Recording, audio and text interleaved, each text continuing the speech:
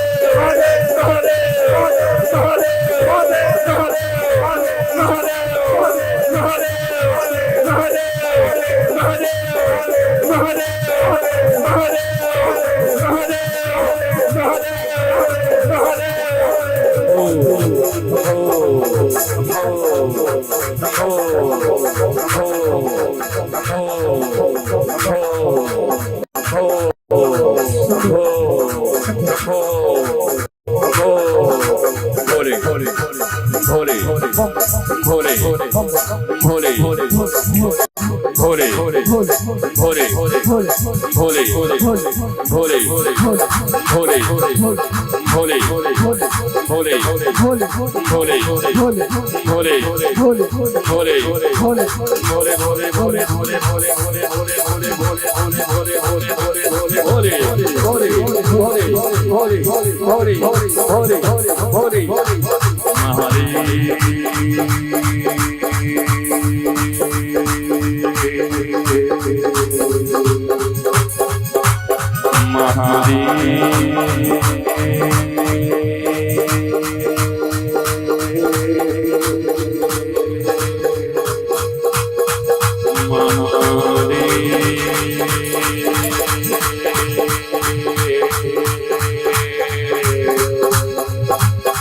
हर हर Mahadev Shambho Kashi Vishwanath Gange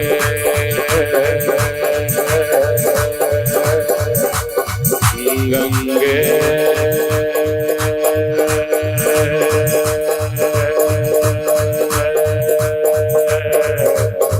Kashi Vishwanath Gange Gange